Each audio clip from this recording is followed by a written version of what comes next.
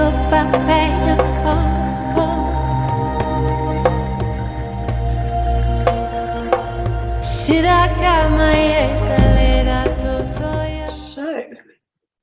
welcome to this webinar on my thoughts on how to use the levels of development or the levels of balance for inner growth.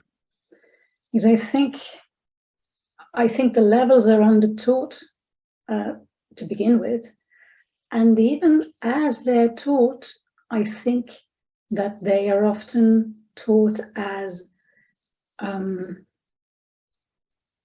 number of things to memorize, like 9 distinct levels, and we're meant to memorize various words for each one of them and sort of notice what happens in each and have that all in our heads for all of the types, preferably, or at least our own type. And that, to me, while I could see the relevance of them, I could see the point of the levels, I could see the truth of the levels, it was a quite theoretical thing for me for quite a few years into the Enneagram, because A, there was so much to memorize, and B, yeah, okay, so, and it was really hard to nail down my own default level. I couldn't see where I belonged on this axis. And then it sort of cleared up, and I can't really say how. That would be good if I could bottle that, but it just sort of fell into place over the years. And moreover, and later, I started seeing that it's not so much about memorizing traits or expressions. It's more about understanding what the dynamics are within these levels, what happens when we move within them, and how we can move within them, because it's not only in one way. So I started thinking maybe we ought to cater our inner growth methodology or tools to whatever level of development or balance we're operating out of. Because if somebody is struggling to even be present and, you know, just being here and now, and if that's my challenge right now, I'm not going to be very impressed with somebody saying, oh, you just need to channel your point of growth, or, you know, you need to sit in your virtue, or whatever spiritual kind of advice I might have in that position.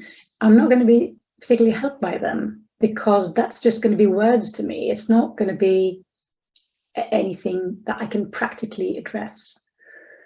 So from that thought, the booklet that I wrote, and also the course that I'm having, is coming from that line of thinking, where I thought maybe there's a way to use this practically. But so if we start, I'm going to share my screen. I'm going to share this there, about how I think we can use the levels of development for inner growth. And I've been told that people appreciate graphics. You should have slideshows. So I'm trying out slideshows this week, and we'll see what happens with that. So the first question, obviously, is what are the levels of development? And I suspect you know, but some people watching might not. So they happened when, you know, before they happened, before Don Riso sort of realized that there is something vertical going on here. There is change going on for each type. For that, descriptions would have been a bit confusing, because what level of balance each type was described from would differ from type to type, likely depending on the author of the description's impressions and what people they knew how balanced they were, where they were coming from, just like authors would skew their descriptions of types also by instinctual, preferences that they didn't particularly know of, but maybe they knew an 8, and maybe that 8 was very social, so they sort of described the 8 that way. And so descriptions, both level-wise and instinctually, and from all kinds of perspectives, descriptions were distorted or tilted in favor of something. And when you didn't know what this something was, it's going to be confusing.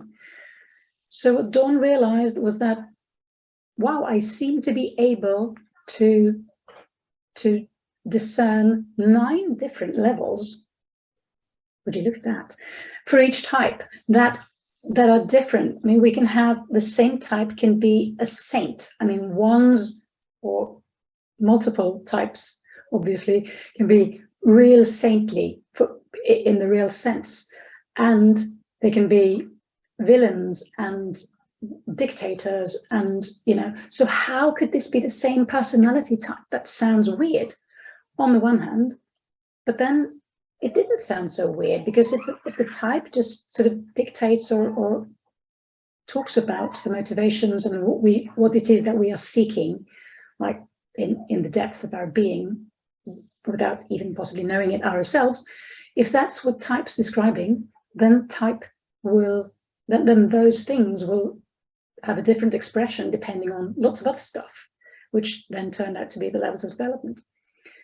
And I keep saying, often I say the levels of development. I think, though, that actually the name is the only thing that Dawn didn't get. I think this is brilliant. I think the whole thing is very, very accurate. I think it's amazing that he came up with this. But I don't think the name is very good, because it's not, I mean, it is development in one way, but it's more a question of balance. And we'll look at that in a minute. But so I think 2 things are needed to use these levels productively. And the one thing is obviously an understanding that it's not just these words. It's not that we memorize series of descriptions. It's more about understanding what goes on in each level. What is it that happens? What shifts happen that make us change perspective, so to speak. And the other thing that's needed is that we have an experiential understanding of our own psyche, that we not only understand ourselves from this like theoretical point of view, just like we could study the levels from a very theoretical point of view, but that we understand ourselves, that we understand what's going on, so that we can sort of see, this description in the levels matches this experience that I'm having. Wow. And suddenly the description is not just a bunch of words, it's something much richer. But so then what is it that's being measured? If it's not development, and I would say it's balance, which is it could mean possibly anything, but it's psychological health, brings us a bit closer to what's actually going on. And what's really being measured is ego identification. It's like how strongly am I identified with the ego? How strongly am I identified with this belief that I am this? Sorry, I don't know if you can hear the bus. I have to have the window open because it's so. How strongly am I identified with this belief that I'm this, this entity not connected to anybody else, and I have to fight, and that I have all this kind of stuff that the ego is about. How strong is this identification? And they're also interesting, the levels, because they also measure from like the psychological realm and into the psychospiritual realm, because at the highest levels, it's about psychospirituality. So it's not, you cannot understand the levels if you say, no, I'm not going to talk about essence. I'm not going to talk about, those rule things or, spiritual blah, because we have to understand that there is something else that we could be identified with, except for this egoic state.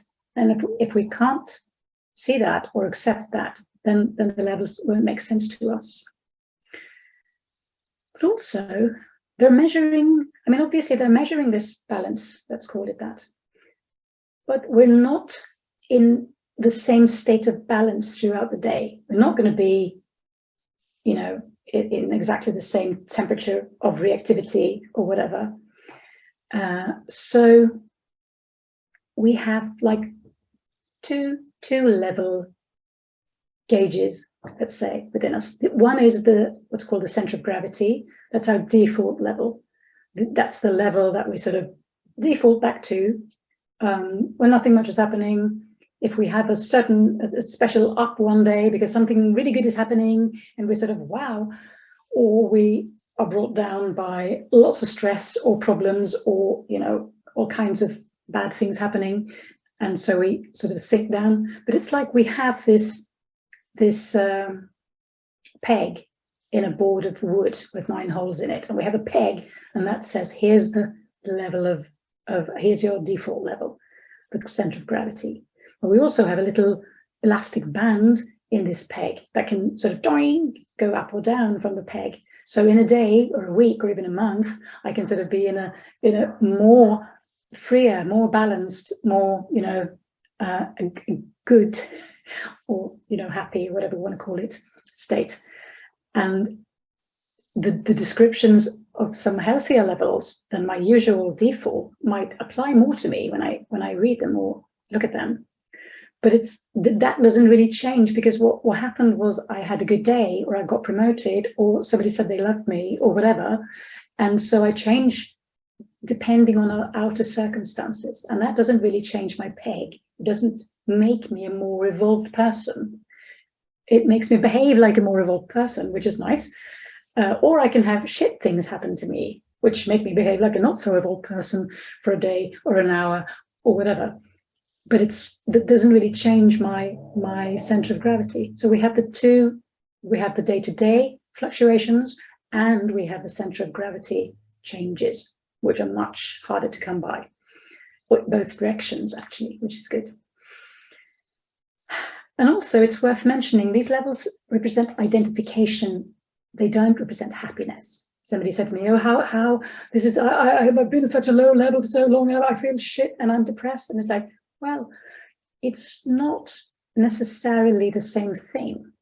We just need to take that into account. It's a matter of how strongly we're identified with whatever it is. We can be clinically depressed for chemical reasons, for all we know, and it does not necessarily have to be a problem, if I'm to be exaggerating a bit. It does not have to be as much of a problem as it would be if we were lower in the levels. So it's not, those two things are not inextricably connected. And also, it's worth saying that these 9 levels, they can be divided into 3 very distinct, different realms that have different qualities. So if we start with a healthy level span, it's like the first 3 levels. And when I say the first 3 levels, and we start at level 1 and etc., the levels are usually described as a fall from grace kind of thing. And that does not mean, I mean, we will be saying stuff like,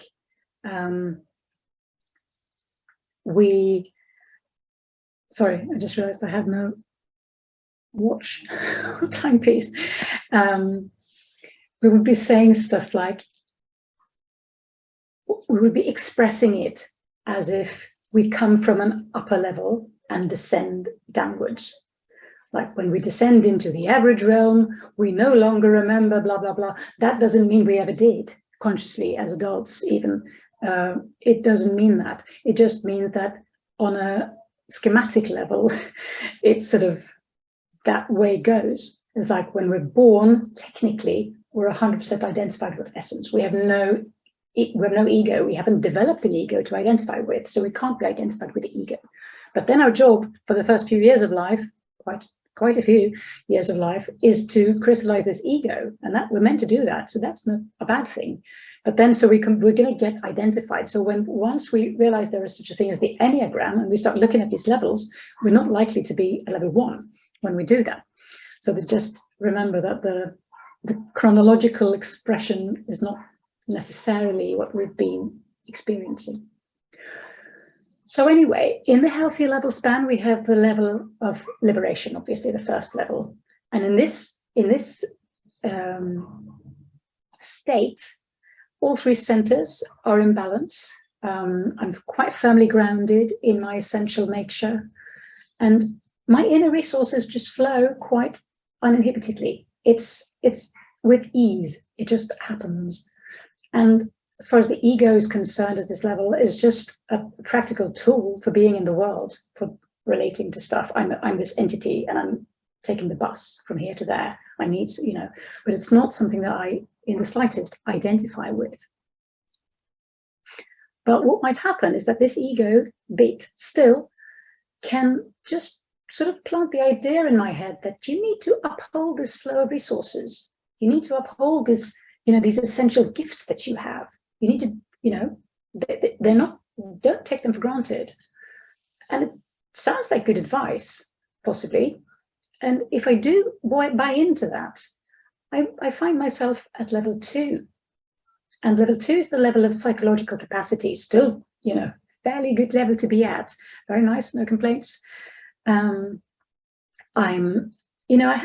is this certain amount of conscious effort involved, but it's more like the ego in me, and the ego is just a thought construct, but it's useful for these descriptions. And the ego in me is like, I have an alliance with this wild animal, and we mutually benefit from this, what we do. It helps me in my daily chores, and that way it's happy. So I'm not identified with it, but it's like I can see that it happens. I can see when I sort of momentarily over-identify with my home-based center, which will frequently happen. I can see that. I can be aware of that. I don't have issues around it, prestige issues, though I don't have to deny it, because it's, okay, so, oh, what, that happened. So it's not much of a problem. But what can happen is that the ego again pipes up its head and says, this capacity that you have, it's not enough. You need to prove your worth. You need to, express this more. And again, if I buy into this and I feel this slightly increased pressure, I will find myself at level 3, which is the level of social value. Still phenomenal. If I'm there, I'm happy.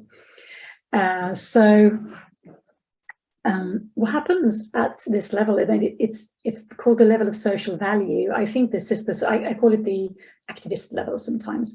I think to be an activist, you possibly need some social instinct to play with and stuff like that. But it's about, some activists they might be very good for the whales or the birds or the environment or whatever their focus is, but they might be crappy people. They might do this with a very toxic kind of energy.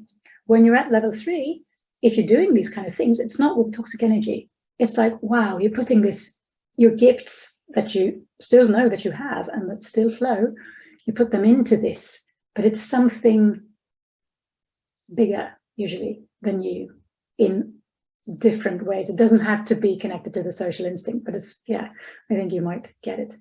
So it's like I'm actively being it, whatever this is, in the world. And so far so good. But again, the ego might come in a bit for each level. It's going to be a bit more assertive, and it's going to say, you do need to put in some more effort. You do you, as they say today, popular phrase, but you do you a bit more. That's best if we can sort of tweak this up a bit. And when I believe in this call from the ego, that's what Don and Russ call the wake-up call. It's what, if I buy into it, will take me from the healthy realm and down into the average realm, which is not as nice a place to be, usually. And so there are some things that happen when I believe in this wake-up call, sort of when I heed this call. And that's what I call a shift in allegiance. I'm sort of changing over from being quite grounded in who I am, my being, and letting things naturally unfold, even if naturally will increasingly have had more effort put into it. Now I'm shifting over this allegiance in favor of the ego. So the connection with my essential qualities starts to fade, but the ego steps in and says, let me fix this. I can do this. I can, manufacture your aliveness, it says to the 8. And to the 5, it says, let's get cracking with wisdom. And so it promises us that I'll take care of this. Just you listen to me. And by now we're sort of listening to it because, yeah, sounds like a good idea. I need somebody to guide me, after all, in this world, seems by now. So what happens then is that centers, instead of just possibly over-identifying a bit with my home base, but then having the centers work fine because they do what they're meant to do, instead, they tend to start getting scrambled and compartmentalized in various ways, depending on which type I am. It happens slightly differently, but that happens. The fixation comes in and sort of helps the ego do its thing. And the point in the direction of the arrow exerts some influence. And this is the bit where I'm not going to go into a lot or at all actually today, because this is its own webinar, I think. I have a lot to say about this. The directions of the arrows do matter. It does not mean that we don't stress both ways. It does not mean that we don't evolve both ways, because we do, but those are two different things. But anyway, let's leave that for now. So when I'm down here at level 4, it's called level of fixation. It's, just as advertised, it's the level of fixation, because this fixation by now seems like a beacon of wisdom. It's like, if I'm a 1, judging will be, I want to know what's right. And in the healthy levels, I sort of knew that. I felt that as a 1. I had discernment. My head was screwed on straight because the centers were in order. But by now, it's like, no, I need a cheat sheet. I need something that tells me now whether this is good or bad. Okay, enter judging. So that's how the ego gets help from our fixation. If I'm an 8, and I'm like, I need to be in control of my situation. I need to be in control of my world here, because otherwise something's going to hit something. And so what better help than objectification? So I don't, get mushed in my feelings and stuff that might, get me to do things that wouldn't be in my best interests. So let's just look at this like a chessboard, and so on for all of the types. But here, the ego might, again, crank up the volume a bit and saying, others aren't really responding the way you need them to be responding. Have you looked at that? And if I buy into this fear or belief, I land at level 5, which would be the level of personal conflict, which is not so strange if I want others to be responding better. We'll notice that in the average span, I have sort of, regardless of which type I am, in a way, I've moved my attention from me to the world. I need the world to respond to me. I need the world to be as I want. I need the world, So in this level of interpersonal conflict, it's sort of, this is the average of averagest levels. It's the averagest, anyway, the most average of average levels. It's 5 out of 9. So it's the dead middle of the whole scale. So this is where, excuse me, this is where a lot of people operate from. Statistically, this would be very common. And here, I'm sort of leaving finesse behind. I'm salvaging what I can. At level 4, I was still trying to do it, in a civilized manner, so to speak. And while I'm still civilized, technically, in level 5, I need to get this right now. So the gloves sort of come off. And in this stressful state that's developing here more and more, it's also all the more easy to fall into the next trap of the ego, which in this case would be, you need to step this up even more, because this is all going south quickly unless you do. And at any point during these alerts from the ego, which we have the theoretical ability to say, wait a minute, is this really true? And we can, you know, go to therapy or see a coach or just meditate or whatever, and we can explore this. But this is what happens if we don't, if we sort of believe in each one of these and follow this elevator downwards, so to speak. So if I do believe that I need to step this up now because this is not looking good, then I end up at level 6, which is the level of overcompensation. So I'm not just doing it now as well as I can and really cranking up the volume. I'm doing it more than I need to, just so that I can be really sure that this is what I want. And obviously it's not, but that's what the ego believes. And whilst I'm doing this to the best of my ability, not only with the gloves off, but, you know, banging my fists into anything to get my will. It can look different ways. We don't all do it physically. The ego can come in again and say, you know, maybe you've done this wrong all the time. Maybe you've just screwed up now. This is not looking good. And this is likely to be true. It's likely I've overcompensated. It's not looking good. So that's correct. It's just that the ego's solution to that is, you know, let's just crank up the volume, do this once and for all, no turning back. And that's not really what's going to help me. But at this point, I might believe that.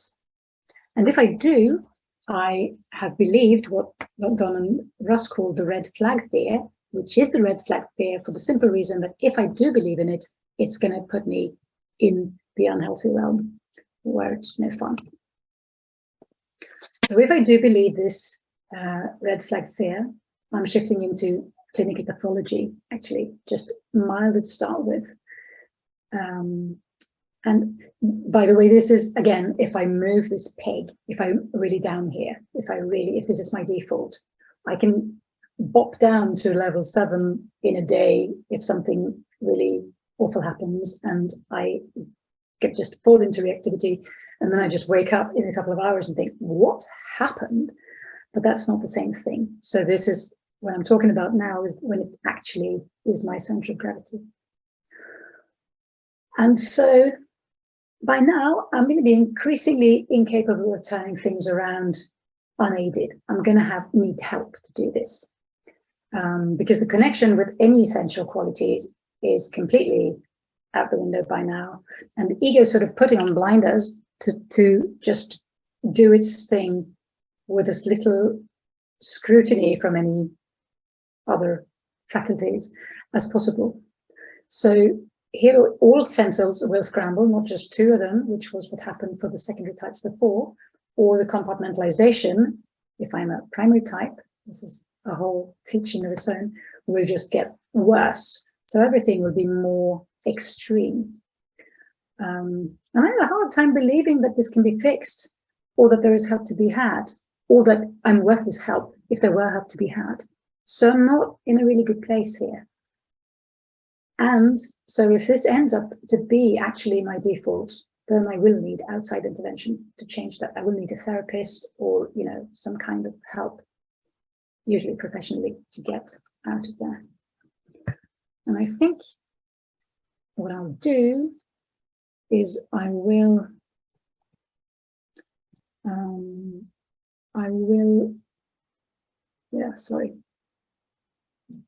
we'll just, sorry, we will skip those for now, because the thing with the unhealthy levels is, no, I'm very sorry. The thing with the unhealthy levels is that, again, we're not going to do this on our inner work meditation cushion. We're not going to do this at home. And if you're watching this webinar, you're unlikely to have your central gravity in the unhealthy realm. So I'm not going to waste a lot of time with this right now. Rather, I'd like to talk about this catering of your inner work to your current level.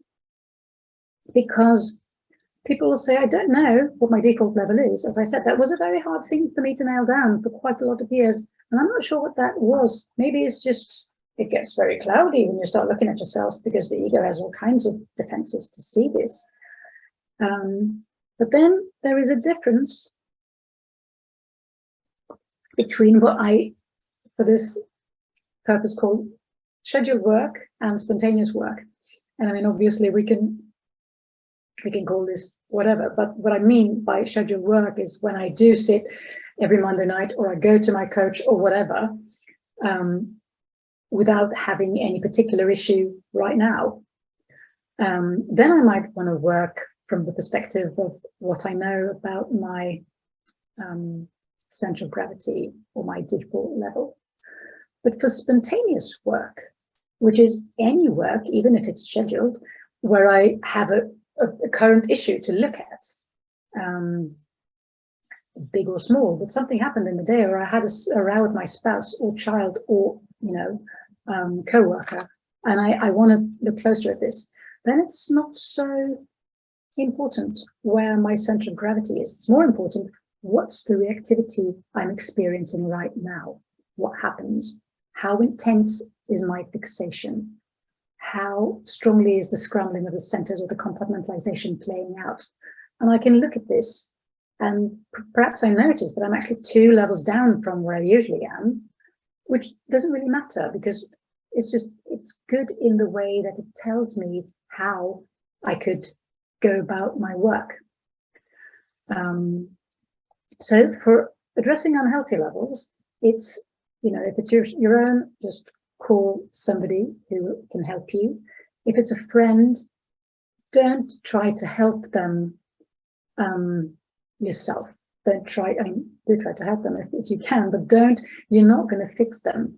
You can try to see if they can believe that there's help to be had, if they can believe that they're worth it, if they can believe that they need it in the first place. And we can do that, and then we can contact somebody else. But that's basically what we do for this, for the unhealthy realm. But for the average levels, there will be specific tools to work with those. Because if I'm really focused on the outside world, which is usually the case, and increasingly the case, if we look at it from the top down, then I'm not likely to be, especially at level 5 and 6, I'm not likely to be in a place where I can look like honestly at myself, because the one that's looking right now is the ego, and the ego is not going to be that interested.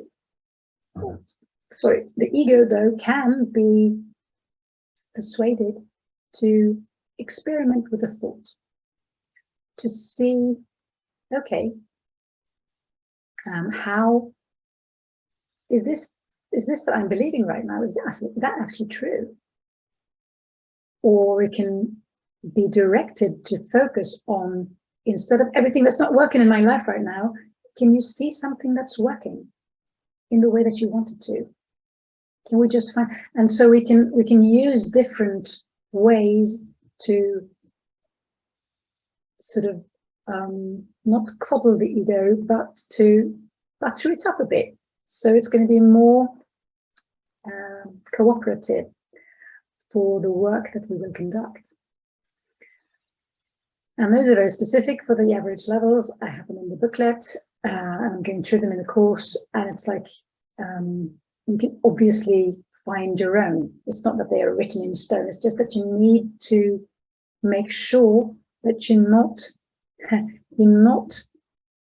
doing your inner work from what you know, but don't currently believe, judging from how you feel. Because if you do it from the perspective of what you know, which is possibly from a higher level, then that won't be true for your organism in that moment. Usually that means that I don't really believe this. No, I know I don't believe this, but a part of you believes it right now because you feel shitty, and you do that because you do think that you are dependent on this or whatever. And so then we need to work from that perspective. And when we reach the healthy levels, or we are roundabouts with the healthy levels, we can do it in another way. Again, the ego is going to be more transparent. We're going to have huge help from exploring our wake-up call, our self-image, what that looks like, what it is that we see. We want others to see that kind of thing. And the two inner alerts, as I call them, really see if you can notice how your fixation plays out. And I can actually put a flyer of the fixations in the email that I send out with this recording, so you can look at that for yourself. Look at how the center scrambling or compartmentalization works for you and how that plays out, and learn to recognize these in your everyday life, because then they become natural reminders. Ooh, this is happening again. I recognize this. And this is what can really beneficially be done as scheduled work, where we don't have a really, reactive state and we're reacting to something in particular. We're just sitting down, we're just researching, how does my objectification habit manifest itself? How does that come across? What happens? And then I can, the more I look at that, with self-compassion, non-judgmentally, because I can't judge it. The ego goes undercover if you judge it. Just we're all here. We're all in the same boat. We just have different oars, so to speak. But it's the same dilemma for all of us. But if we can learn to sort of dip our toes into those things, the fixation and the scrambling / compartmentalization, then we have phenomenal alerts for what is happening with us right now, or what was happening with us just today, or whatever it is. So ways to go deeper with me would be individual sessions for anyone who's interested, but specifically and more cheaply, the climbing the levels of development booklet is just €7. It's like 30 or 40 pages, and it goes through the levels in descriptions, and it also goes through tips on like a 2-step ladder for each average level, and then some less ladderish things to look at for the healthy levels. And if you want to go really into this autumn, I have this 10-module experiential online course starting September 4th, where we will look at this. We will look at the driving dynamics of the levels. What is it that has us go up and down? We will look at these shifts between the spans, and we'll look at how to work with this with self-compassion.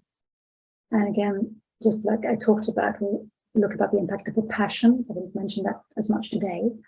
Well, and the fixation and the scrambling of the centers, and how we can customize all this into something that won't have the ego just lash out and say firm no to any work efforts in the moment.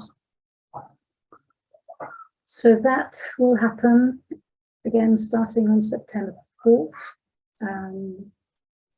And that means you have time to go actually look over the booklet if you want to buy that and see what it's about, and if you do want to join the course actually. I think this is the end of the slideshow. Stop sharing, please. Hello again. Oh, now I have a watch too. That's nice. It was actually quite good, because I think I thought I'll leave time for a Q&A, and now not that many attending, so we'll see what happens. If any of you have a question, or if you want to say anything, or probe anything, just demute or unmute and speak. Well, if I may, I just want to show you something.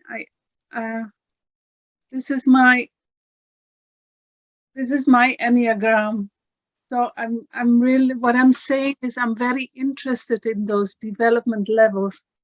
And when I feel like being that person in the middle here somewhere.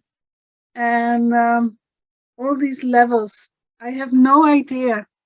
And I really like to get more hands-on information. So I've already signed up for your course. So I look forward to it.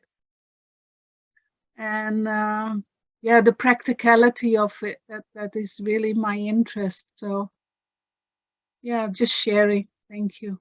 Thank you. Yeah, thank you. It's lovely to hear that there is such interest out and about, because there is so much interest in other wishy-washy lists and whatever.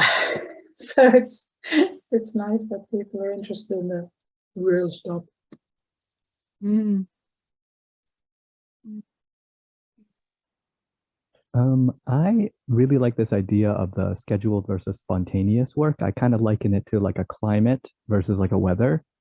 Um, like the climate, you can kind of get a sense for what the season is and kind of the landscape and the overall patterns. But the weather on any given day, you can almost look at as an indicator for where you are and how we are kind of grasping for certain um, thoughts and feelings and feeding them or neglecting them or denying them.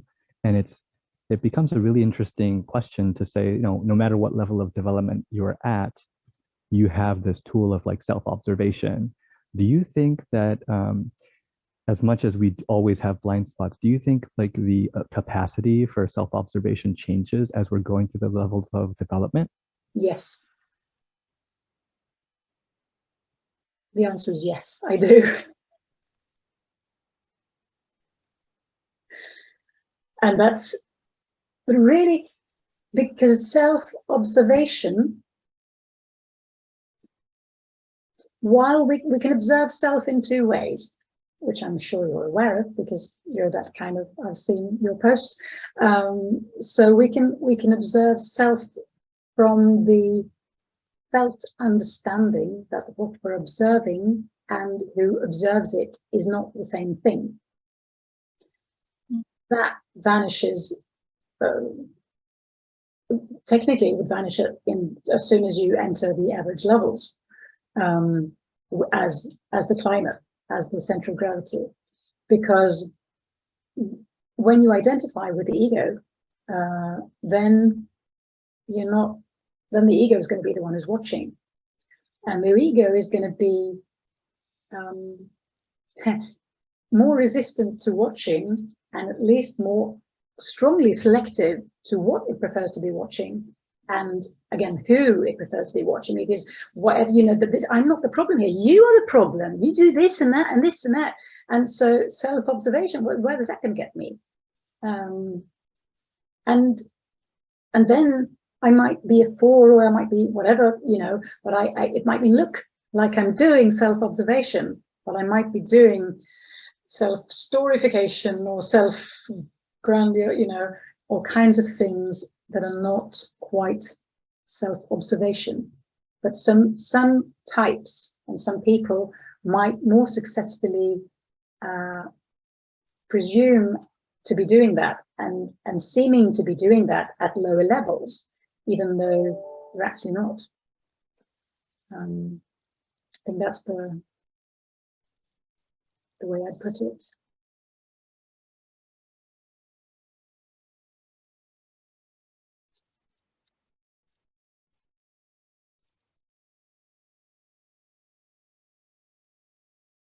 Yeah.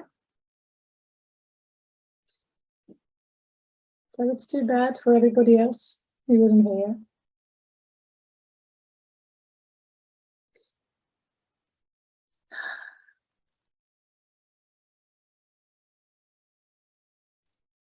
Are you both happy? Or should I go on with something? I'm not sure what.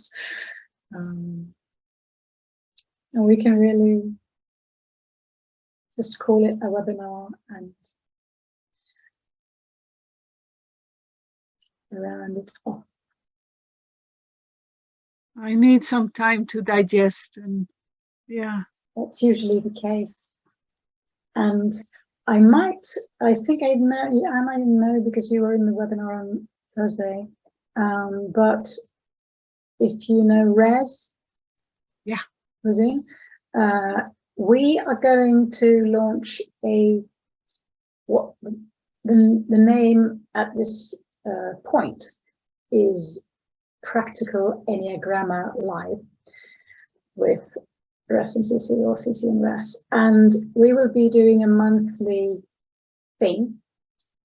It sucks a bit for Michael because we're going to be doing it on Mondays at 2 p.m. because she's going to Thailand in a couple of months and being there for 3 months. And we said if we have an evening time, then she's going to be in the middle of the night. So it's going to be a daytime thing, Europe time. But we will just tackle various topics that people get their heads and quite often knickers in a twist around, and don't really, that people argue, but they argue sort of from they're not really agreeing on what they're arguing about, and then you can argue for quite some time and not really get anywhere. So we'll look at those things, and I think the thing we're discussing and starting with is this orientation to time thing that various teachers talk about in various ways, and how is that applicable or not, and neither the name of the thing or this topic is written in stone yet, but the first issue is going to be on September 12th. So before that, we're going to know. And it's just going to be a fun thing, I think, to explore.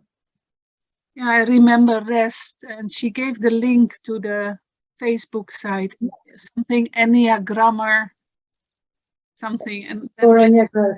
Find it, but You didn't find it. Yeah, I just mistyped something. Yeah, it's not a problem. You're going to possibly be in my email list since we've been in touch, and then you're going to find it in an email. Yeah. Okay. Yeah. So. Yeah. So we're so glad to have you here. I hope that the rest of your day or night, whatever, turns out dandy. Gonna be okay. Yeah. Yeah, thank you. So cool to see you live, Michael. It's always fun when people have like suddenly moving faces and voices and stuff like that. So see you around.